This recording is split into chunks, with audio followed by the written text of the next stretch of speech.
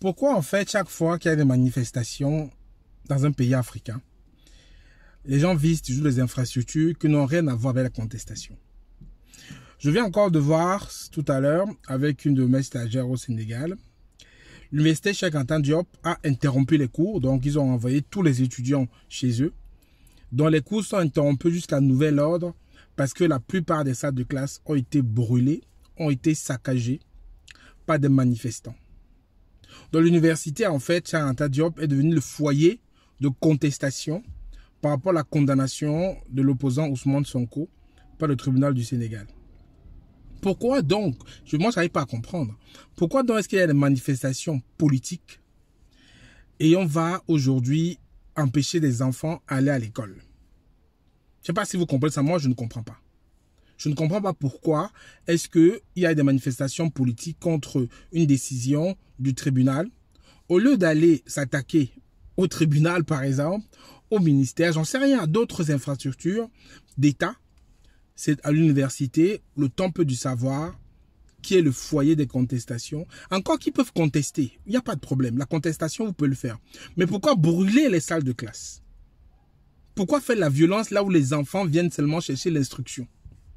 Moi, j'ai du mal à comprendre ça, en fait. Et aussi, l'armée était déployée aujourd'hui à Dakar. L'armée est dehors parce qu'effectivement, la situation est en train de dégénérer avec le nombre de morts qu'on compte tous les jours. Et avec aussi Ousmane Sonko qui appelle. Il appelle effectivement les jeunes à sortir massivement pour contester. Moi, je trouve que c'est un peu irresponsable, en fait. Je trouve que c'est un peu irresponsable. Parce qu'envoyer des jeunes comme ça à la vindicte populaire, je trouve que c'est un peu irresponsable. Après, on peut le comprendre.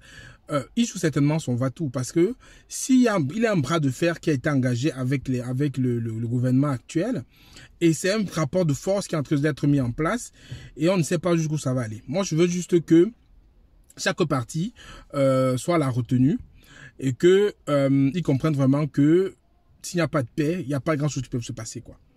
Donc voilà, donc vraiment la violence est vraiment en train de monter. Moi, j'ai les gens à Dakar assez fréquemment. Et c'est pas évident. L'autre me disait qu'il reste chez lui et l'odeur du gaz lacrymogène vient carrément dans son salon parce qu'on en balance partout. Les gens sont à la maison, ils ne sortent pas. Ils ne sortent pas. Mais les gens profitent de cette contestation-là pour vandaliser les magasins qui sont fermés, pour aller brûler les salles de classe, empêcher les enfants d'aller fréquenter.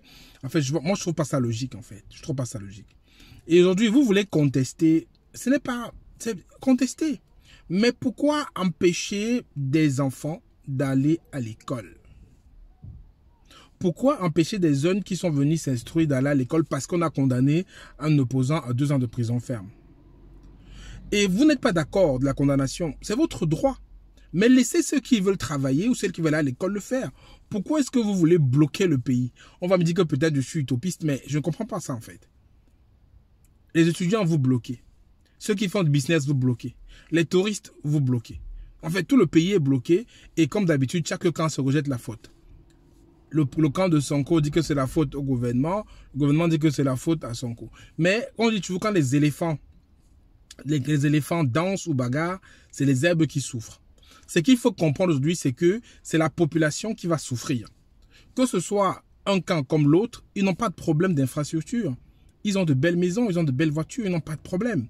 Mais derrière, c'est des personnes qui vont à l'école là, qui n'auront pas de salle de classe demain. C'est des commerçants qui veulent faire leur business pour faire vivre leur famille, qui auront des commerces qui seront brûlés et pillés.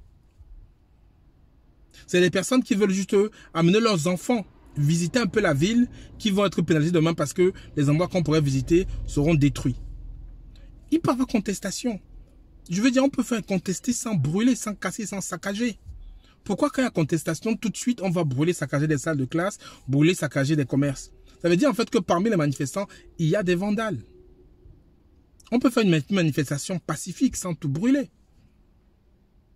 En fait, moi, je ne comprends pas. Si vous comprenez ça, mettez-moi ça en commentaire. Si vous comprenez comment est-ce qu'on arrive à manifester et aller empêcher des enfants à aller à fréquenter à l'université, arrive à brûler des salles de classe, dites-moi. Mettez-moi en commentaire, ça m'intéresse. Moi, j'ai du mal à comprendre.